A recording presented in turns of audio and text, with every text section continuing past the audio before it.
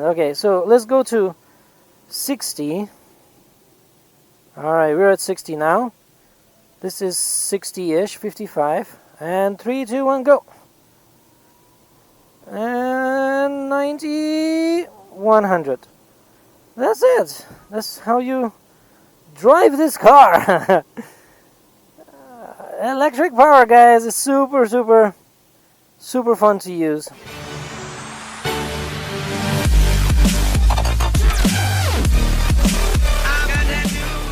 What's up, everybody? Here's Tony again, and this is the MG ZS EV. Alrighty, here's a review of the car. This is the second day we have this car, and I've been driving it for 2 days. I want to talk to you about this car, some of the features it has, some of the good points it has, and some of the bad points it has. We're going to talk about 5 good points and 5 bad points. We're going to take a look outside first. Yep. And this is in the lock state, so the mirrors automatically fold in. Yeah, pretty much locked in. Very nice. It's got the unlock sensor here. So if you're with the key, you can just literally unlock the car because it's nearby. What can we talk about the outside of the car? Well, it's a normal ZS, you know. The gas version have been on the road for a while. So yeah, it looks kind of the same. One thing I want to show you guys, this is the electric one, so there's no exhaust pipe.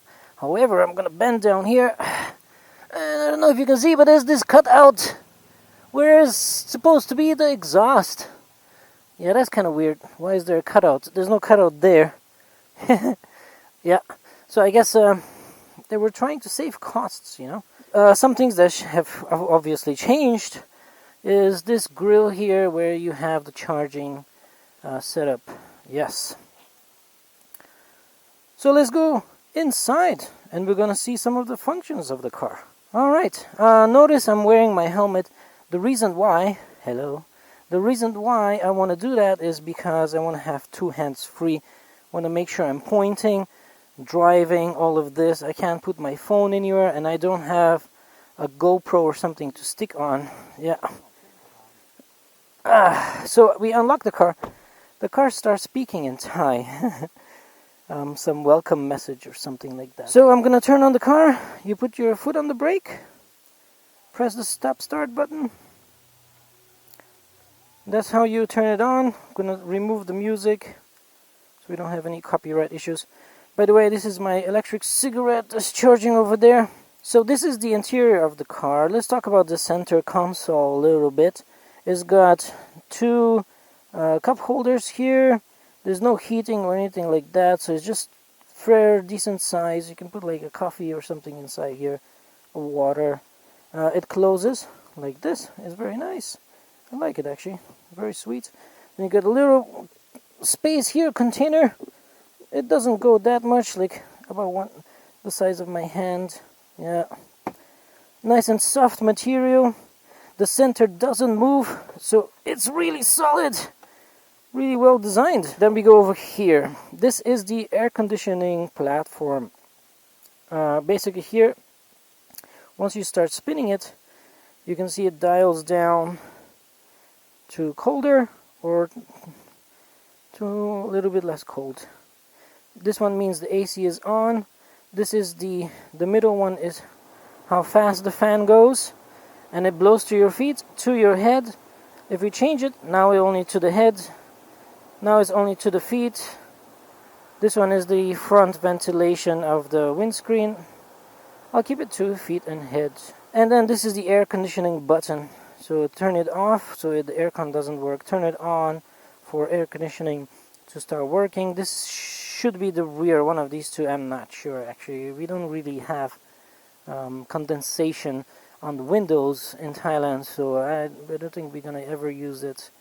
I like what they did here, that they modified this car for the Thai market. This is an imported car. Usually if you get an imported car in Thailand, it comes with the blue and the red, so a heater as well. So in Thailand you don't need a heater. It never snows or anything like that, so there's no winter, so they only have cooling, which is pretty awesome. I like that. So I'm going to increase the cooling because I have a helmet and my head is Heating up. Let's go to the next features. These two buttons here. We will talk about the letter A. Basically, if you turn it on, it won't engage now because we're not driving, but when you engage this, then it will automatically hold the car. So if you're at a red light, you stop, right? You're waiting for the red light. You can release the pedals if this is engaged. Then the car will not move until you press the accelerator. So that's an interesting feature. I don't like it personally so much. It's a bit different for me, so you know, I'm more used to the normal car creep mode. This is the parking brake, which we don't need. It automatically comes off of parking handbrake because of the drive mode. Yeah. Alright, some of the features of the radio. Alrighty, so I had to figure this out. Kind of weird, but when you save a station, you have to go to your saved stations folder. Then you have your saved stations. Yes, it's kind of weird over there. And then if you want to do MP3s, you go to this. You have to connect a USB to the second USB dongle there, and then you can do USB music, or connect your phone by Bluetooth and then pair to your phone, and then you can use Bluetooth music. And I tried that already. It's pretty good. I watched some YouTube videos. I left my phone down here and music starts playing. Yeah. True music is internet music, but I don't have permission. I'll let you know why in a second. Then you can call people, you know, with your phone. You can voice control it by pressing the voice command, and if you know, long press and say call brother, something like that, it will do it. It will pop a message though first. Do you want to call this number? Then you click again. You got navigation, all of this. I haven't really played with this because I know the roads already, but it was very interesting to see that it shows charging stations the closest near you. That's very, very interesting. And by the way, there are loads in Thailand. Don't say that there aren't any charging stations. What you gonna do with an electric car? There's so many, so many. The steering wheel on your left are your phone call button. SRC is going to the settings, and then you have the menu. You got a plus minus for volume and search button and a mute button. We'll put it on mute. We don't need that. Then on the right hand side you have that voice control. You have the see, it pops up. Do you want to call these people? By the way, the little star, this number is the service center. So the MG service center. So if you have any issues, just click this button and then it pops up this number, and that's the MG service number. You can call them. I don't know why they placed it there. They could have placed it somewhere here.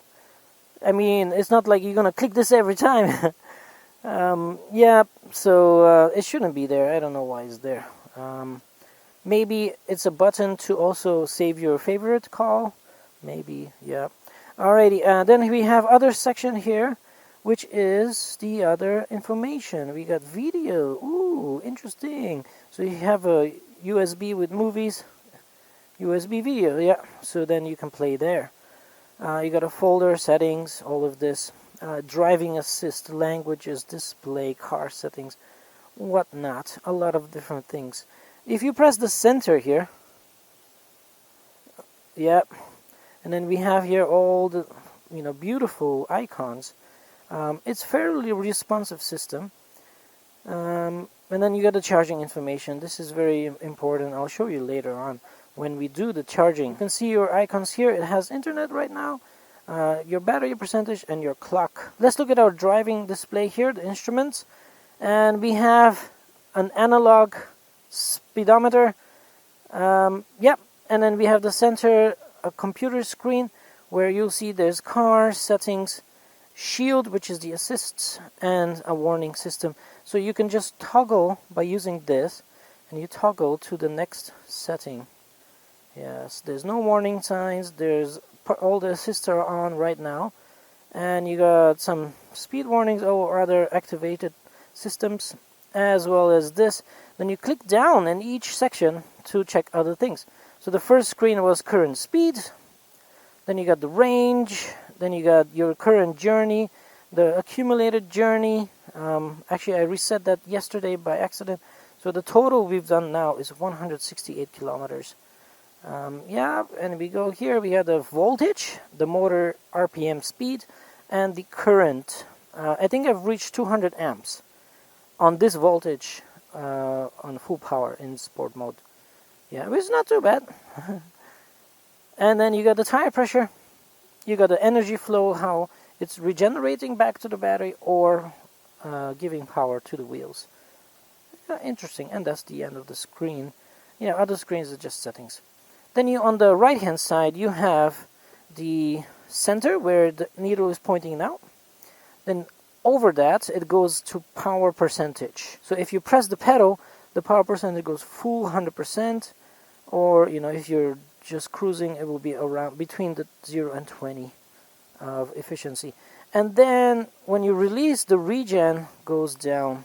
So the motor becomes a regenerator, and it generates energy back to the car as well as slow down the car. Then we have this, it says here, the 12-volt battery. It's very strange that it shows that, but it does show it. The day we went to pick up the car on the dealership, it was not turned on like this. It was just the single turn on, which is on the right hand side, the orange button. So it was only using the 12-volt battery, and it wasn't charging it. And so the 12-volt battery says it will last about 100 minutes. So be careful about that, guys, if you buy this car. I would personally always turn it on. Who cares? You're using the car.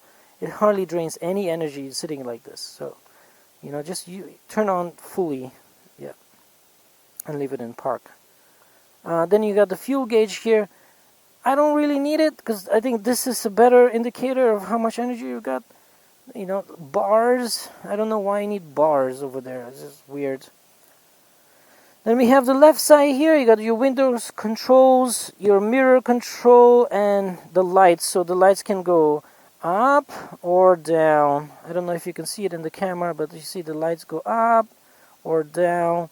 I leave it in the one setting. I don't want to blind people when I'm coming towards them.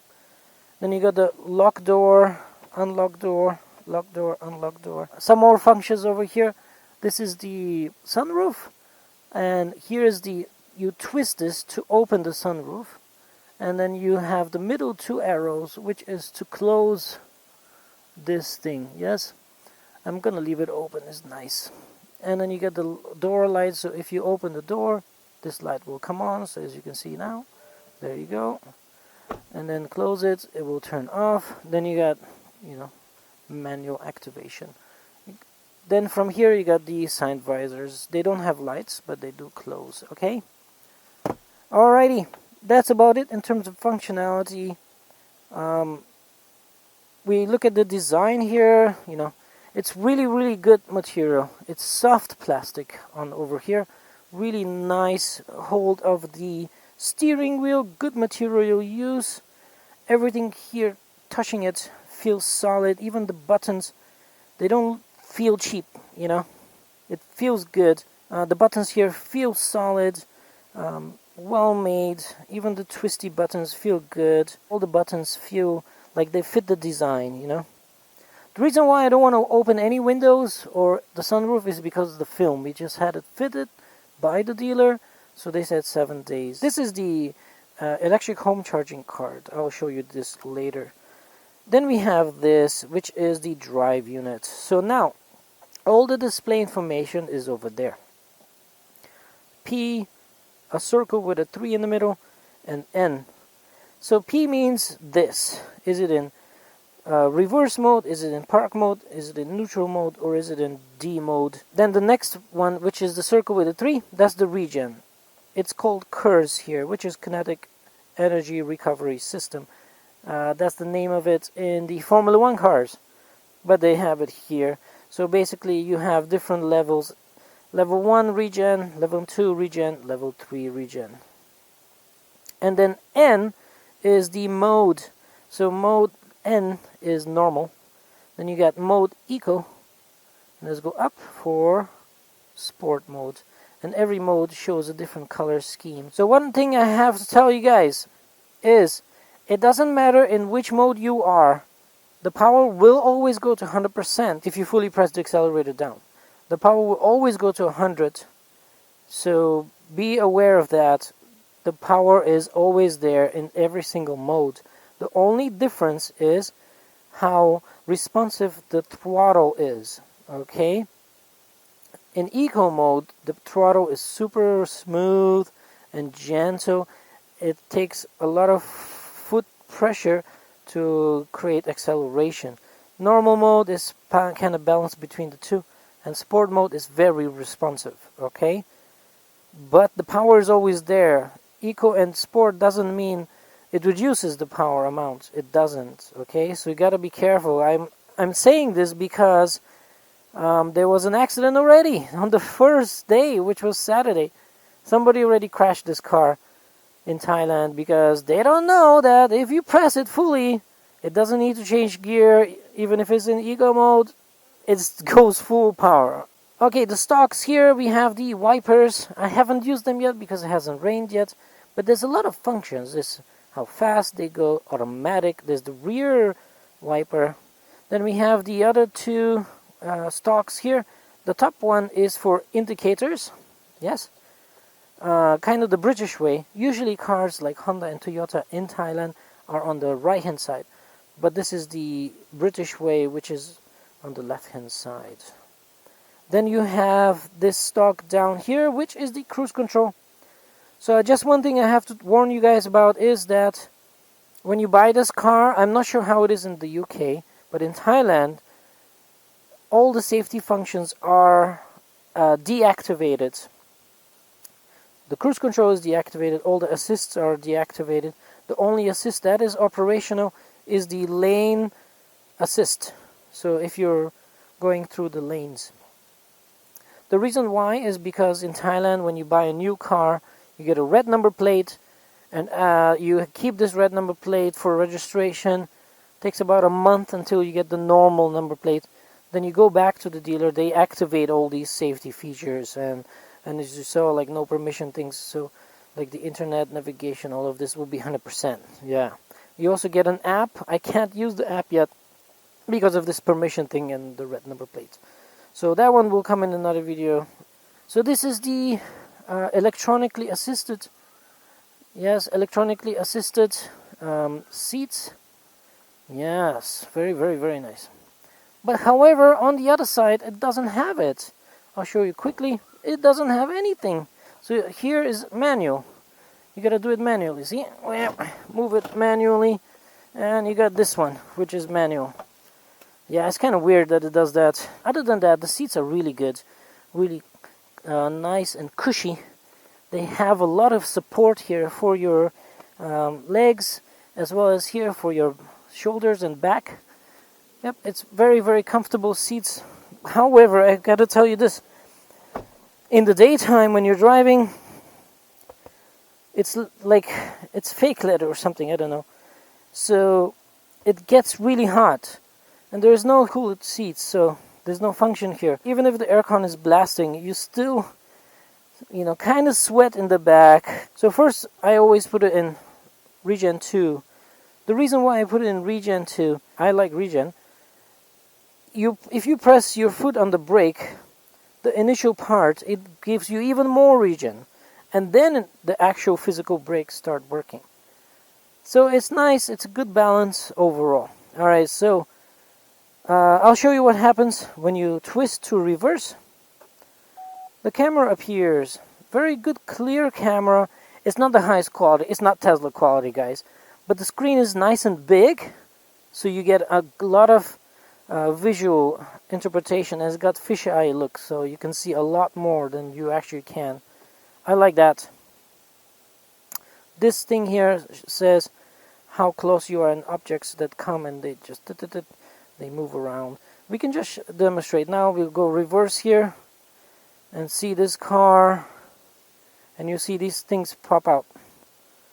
Yeah, as we're getting closer. Oh, it's not showing. There we go. There we go. So you see it's saying that this is there. Okay. Thank you. Alright, so now let's put it in drive. We're in drive mode now. We go forward. That's it. Super easy to use this car. So the next thing is the battery. This one is like, it tells you the percentage here, but if you quickly want to know how many kilometers you got left, you press it, it shows there, and it disappears. But it shows you like super short time. But if you long press it, then it will appear for a long time.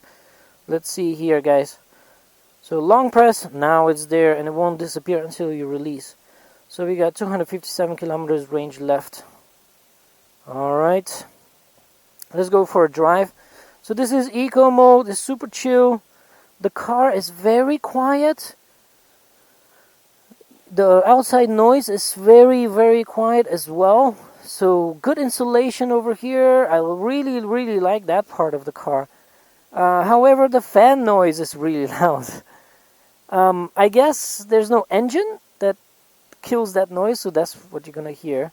So if we reduce the fan noise at level 3, then it's a little bit better. Yes. And in addition, I have to tell you guys that this car is very comfortable. On the roads that I usually take with normal cars like Toyotas and stuff, sedans, bumpy. But this thing just cruises over things. You saw that bump, it just handled it like a boat. Very good, very well done. Let's go outside and I'll show you what I mean by the full power. That every mode has the full power. So we don't have too many cars here, so let's accelerate, foot down. You can see 100% in the screen. And yeah, man, it just goes. And we also spun the wheels. I don't know if you guys heard that, but it does spin the wheels. So as you saw, that was full percent and it goes to 100% power, even in eco mode. It just takes the responsiveness of the pedal is much more subtle and relaxed. But if you put your foot down, it goes straight to full power, guys. I have to tell you guys this. I have a Volkswagen Polo, the only one in Thailand, by the way, and it's a tiny car. However, the turning radius in the small Volkswagen Polo is worse than this car. Yeah, I said it. This is an SUV, and it turns much better in a turning radius than the Volkswagen Polo, which is what? So let's go in sport mode. Here we go. Same power, however, the responsiveness is much more there. So if we see here, we'll reduce the speed and see, it's ready all the time. However, there's still a delay. Like in eco mode, your delay is about 1 second. However, in sport mode, your delay is about half a second. What's the benefit of such electric torque? The benefit of this acceleration is that if you see a spot right here behind this, so you just go and you're there. You know, you want to escape something, you're there. You know, I want to escape this guy. Okay, go. And I just jump out. And I'm in the front. That's it. That's why you need this acceleration, you know. And I can tell you guys, from the gasoline ZS, this type of instant response will never happen. You will need to press the accelerator fully. Then it will just go changing the gears from the 5th gear, go back to 4th, go back to 3rd, go back to the 2nd, and then decide to go, and then it takes time to go. So yeah, by the time it starts to accelerate, the gas version, you're already over there. So this is kind of a safety thing, guys. So it's, you know, having that full acceleration power is safe. You can escape. Make sure you're aware, of course, who is around you. Once you know who is around you, something is coming at you, just press the power and go. This is also why I like that either mode is full power. So you can always escape danger no matter what mode you're on. Just press the accelerator.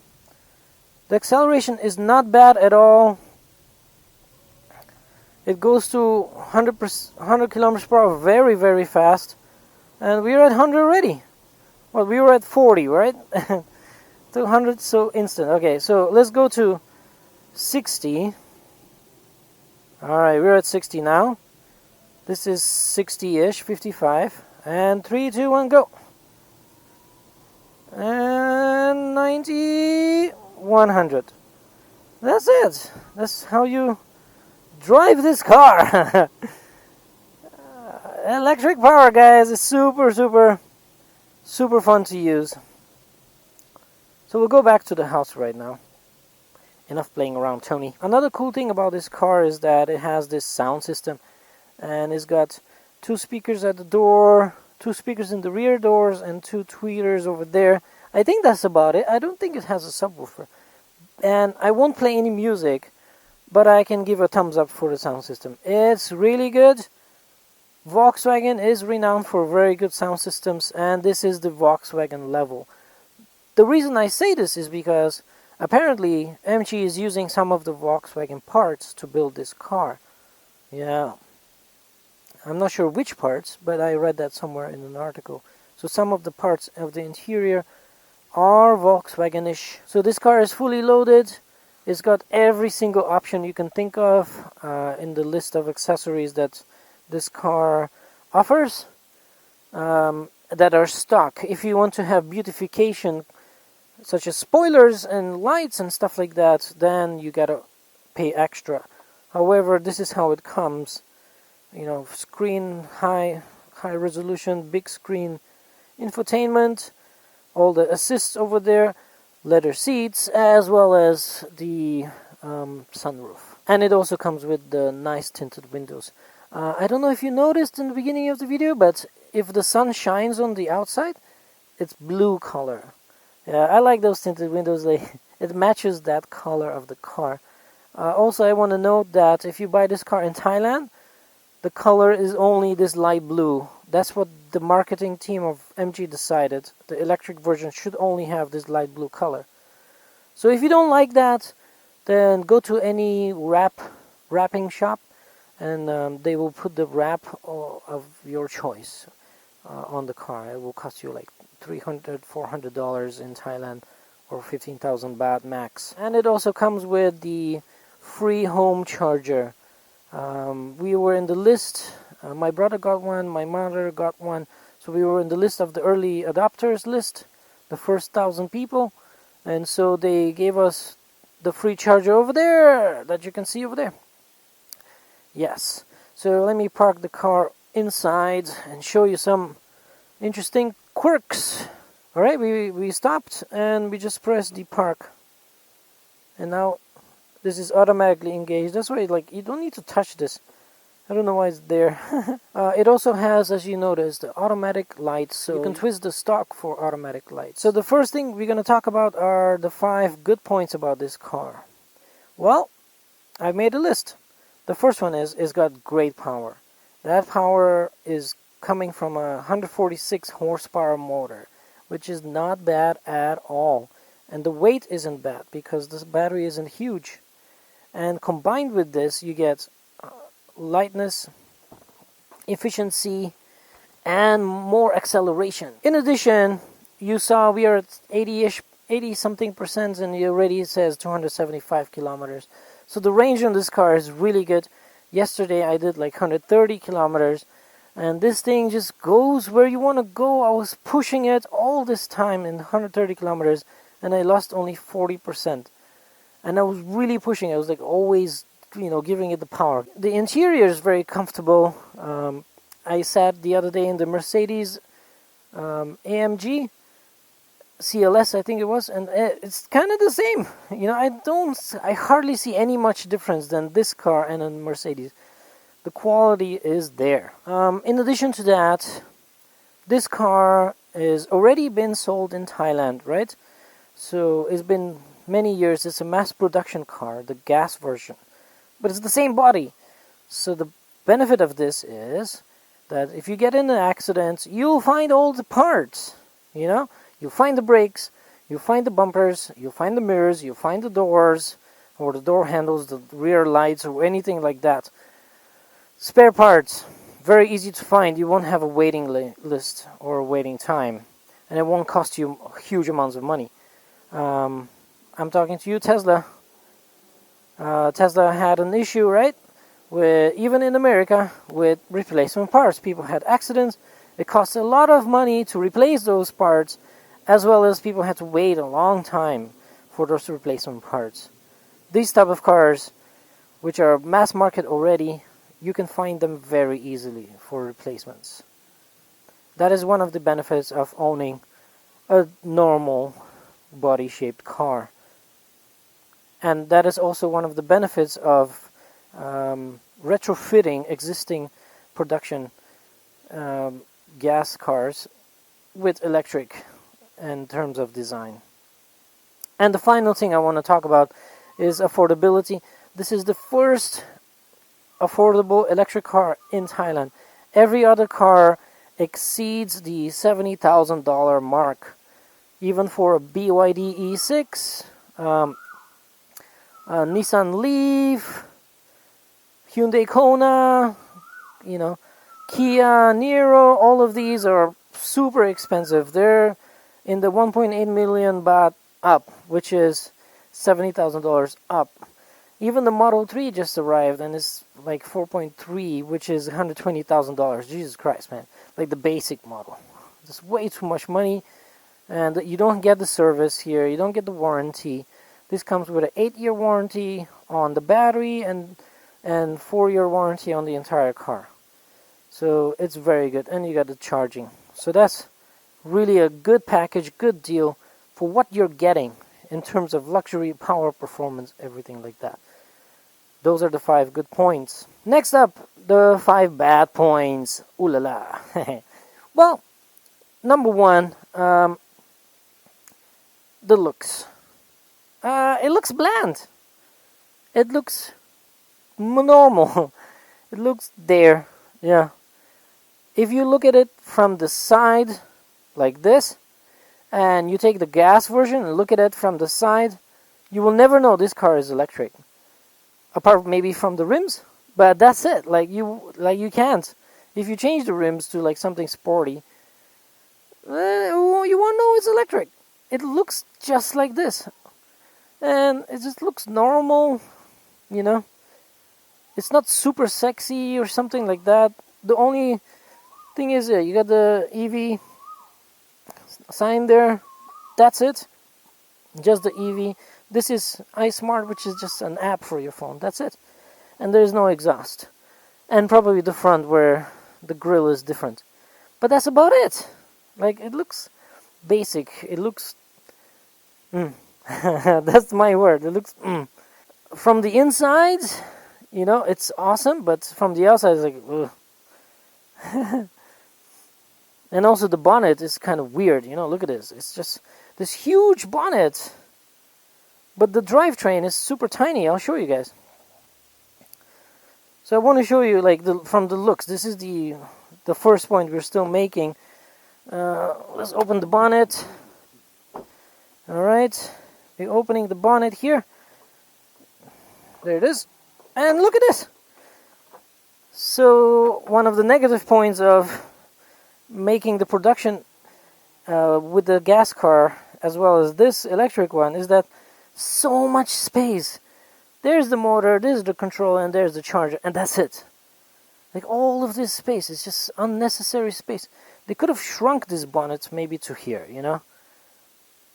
That would have been a bit more compact. You don't need this giant bonnet in the front for real. Something like the Tesla Model X. It has a really short bonnet. Or the Model 3. I think it's just half it, Bam! Not even half, but like 20% gone. You don't need that 20%. Maybe it's the safety for when you get in an accident. So crumple zone. I'm not sure. So those were actually 2 points, okay? So number 1 was the bad point, the design. I don't like it. Number 2 is the engine bay is like super huge, right? That's number 2 for me. Yeah, I think so. Number 3, I want to show you guys this one. The charging flap. So how to open it? You push, it comes out. But this giant thing comes out. It's like, bam! This! Why do you need that? The charging is just there. And okay, here's the negative of it is, first of all, it's super flimsy. Look at this. So it's something you open a lot, right? And something that needs to be opened and closed a lot needs to be durable. This is not durable. Look at this. Like, it shakes from side to side. It does this. It's just so flimsy. It's gonna break. I'm telling you, this is gonna break. Yeah, this is going to be a maintenance nightmare for owners, in my opinion. And then we go down here. Let me light it up. Well, another bad thing about this charging flap, there's no light. Yeah, so if you're somewhere super dark, everything is black here. So you don't know where's the charger unless you get used to it. So let's use some light here. There we go. Here's the charging. Bam. That's one, which is the AC. And this the DC. Why is it so low? You gotta bend, you know. They're 70 years old or something. They're 60 years old. Like, they're getting old and they can't bend. Maybe their back hurts. Yeah, that's not good. Why didn't you put it somewhere else, you know? Going back to the point one, if this was a bit more towards there, it would be a bit more higher. It would be like somewhere here. Then that might be a bit more useful. If you want to close it, right? If you want to close it, it's also bad. Look. So it goes like this, and now it's locked in. But sometimes it doesn't lock in. Sometimes it does this, see? And then you go to drive, and it's gonna flap around if you're driving because you didn't notice it. So you really gotta make sure it's secured. It just feels. And does it shake when you're driving? Look at it. It's so easy to push it. You know. It's so easy to push it, guys. So if you're driving 120, 130, 140 kilometers per hour, does it shake? That'd be so funny to see. Actually, something to see. Maybe when I do a road trip with my brother's ZS EV, and this one, I'll be looking in the mirror. Yeah, I want to see if it's shaking. Alright, so now, if you want to charge the car, what happens? This is the fourth bad point that I don't like about this car. It's that you're here, you just arrived. It's in lock state right now, but okay, let's leave it in unlocked. So first thing, get your card. Get the card. Yes, the home charging card. You'll need this card to charge, to activate the charging. This is the official installation of the charger. Yep. You got the fuse box and you got a charging system. The second part you got to do, well, obviously open this and then get out your thing. There you go. Turn on the fuse. Yes. Then wait for the charger. Gotta wait. It's gonna tell you. Hello. Welcome to use MG charging wall box. And then you gotta plug it in. That's the next step. Push it in. It's brand new, so it hasn't been used much. That's why it's hard to push in. Once you've used it a lot, it's gonna be much easier to slide in. Okay. Next part. Lock the car. Yes, that little bzzz means it locked the pin of the charger, so people can't steal it. Next part. Card. Successful authorization. Charging. So there's a lot of steps, guys. Yeah, a lot of steps to begin the charge. There's a nice illumination over here. The MG logo illuminates. I like that. So it's charging. But now your car is locked. You can't get inside. You can see what it's doing and how long it will take to charge. But like, let's say I'm at a charging station. I want to like sit inside, use the aircon, read a book, play some games, watch a movie. It's locked. Bad thing. How do you get inside? Well, you gotta unlock it. Unlock it. That deactivates the charging. There you go. See? Not charging. So you gotta get in. Okay. Then you gotta close the door. Then you gotta lock it. Lock. Yes? Now it charges again. Begins charging again. So this is kind of weird steps. Then you're stuck in a car that's locked. You gotta press the brake, turn on everything, so you can use the aircon. Finally. Then disappears. Yeah, guys, so it's like, oh, so many weird steps, man, to get in and, you know, enjoy the car while you're waiting for the charge. I think that's understandable because, you know, you're sitting at the station, you know, reading a book, and some thief comes in, you know, that can be bad, right? So they can't get in. It's locked. The car is locked. Okay, that's a positive point. But still, there's all these steps, you know? I think the car should know that the key is in the car, automatically lock, you know? It's kind of weird that you gotta do that. Lock, unlock, lock, open. Yeah, that's the fourth bad thing. Okay, now that I'm in the car, I want to go to the fifth bad thing about this car.